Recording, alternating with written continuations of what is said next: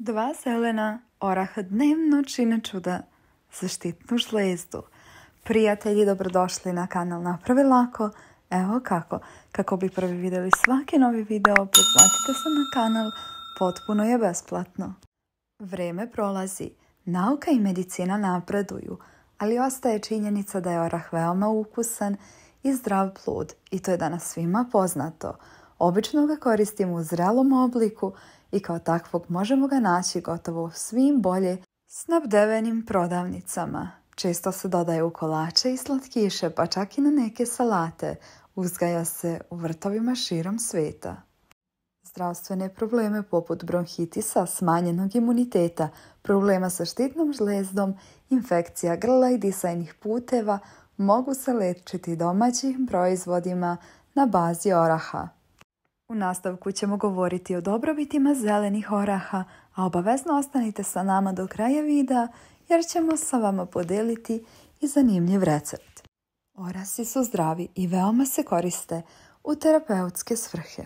Stari zapisi potvrđuju da su orasi korišteni za liječenje sifilisa, pa čak i u borbi protiv malarije. Poznato je da štite srce, krvne sudove i nervni sistem.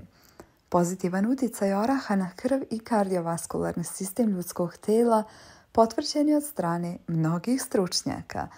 Ovaj proizvod povećava vaskularnu reaktivnost, tako da se krvni sudovi brzo i jednostavno prilagođavaju promjenama u okolini. Pozitivan je učinak oraha na krvni pritisak.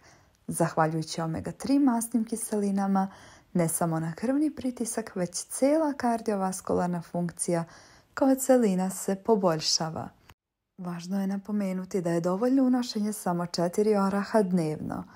Orasi sprečavaju bolesti usta i desni.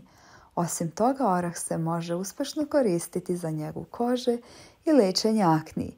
Lajkujte ovaj video i ne napuštajte ga do kraja jer sada prelazimo na recept. Pozdrav svima, dragi prijatelji i novi gosti mog kanala. Dobrodošli na moj YouTube kanal.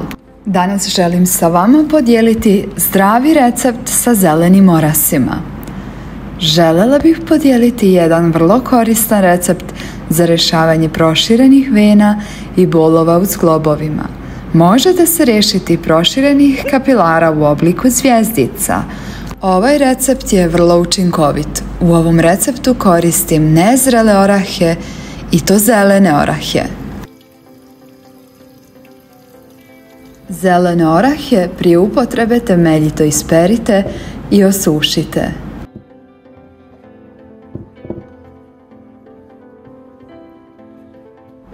Odvojite ljusku zelenih oraha od jezgra.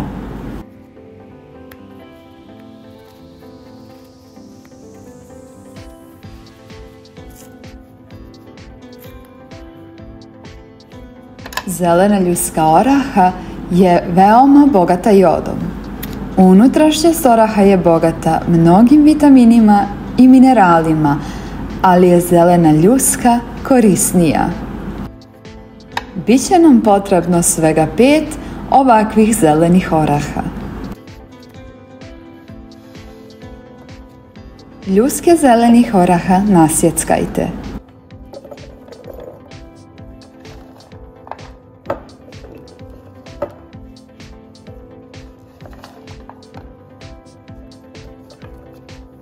Ljuske zelenih oraha sam nasjeckala i stavila u teglu. Orahe ćemo također osušiti i pojesti. Orah je biljka bogata jodom koja je umrljala moje rukavice kao što vidite. U teglu ulijte čisto maslinovo ulje. Ja sam za ovu teglu koristila 150 ml maslinovog ulja. Ulijte toliko maslinovog ulja da prelije ljuske oraha u tegli i pomiješajte ih.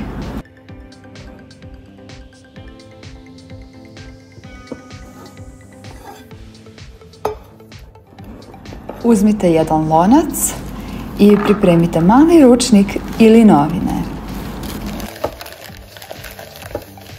Stavite novine u lonac.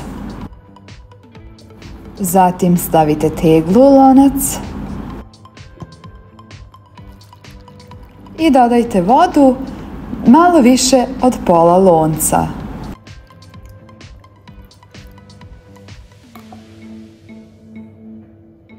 Stavite lonac na štednjak i počnite kuhati. Nemojte zatvarati poklopac tegli, samo je poklopite i kuhajte na laganoj vatri 40 minuta. Voda će prokuhati, a ulje će biti toplo. Ovako sam vodu kuhala na laganoj vatri 40 minuta. Neka se ulje ohladi u loncu.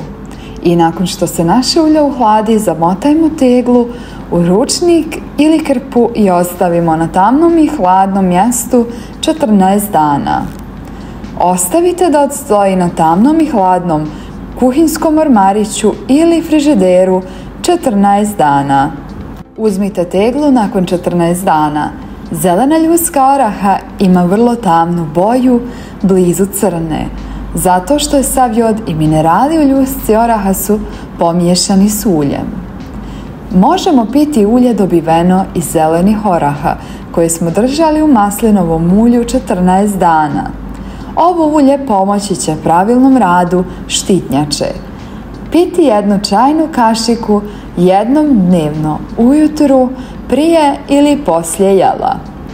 Pijmo dok ne nestane količina u ovoj tegli, a poslije toga popijte jednu čašu tople vode. Nakon korištenja ovog ulja vidjet ćete mnoge dobrobiti. Vrlo je učinkovito kod proširenih vena. Ovo ulje bit će vrlo korisno kod bolova u kostima s globovima, kalcifikacije u zglobovima i kod proširenih vena. Ovim uljem namažite zglobove i proširene vene navečer i ostavite tako. Nanesite ovo ulje na bolna ramena, koljena, ruke, stopala, proširene vene. Svakom bi preporučila korištenje. Ovim uljem možete namazati deformirana područja kostiju, stopala i bolne pete. Dobit ćete vrlo dobre rezultate. Ako ste koru ocijedili u ulju, možete čuvati u kuhinskoj polici na hladnom mjestu. A ako koru niste cijedili u ulju, čuvajte ih u frižideru. Nakon upotrebe trebali biste ga iskoristiti i vratiti u frižider. Rok trajanja ulja može se čuvati od 6 mjeseci do 1 godine. Želim vam zdravlje, mir i sreću. Vidimo se u novim videima. Doviđenja!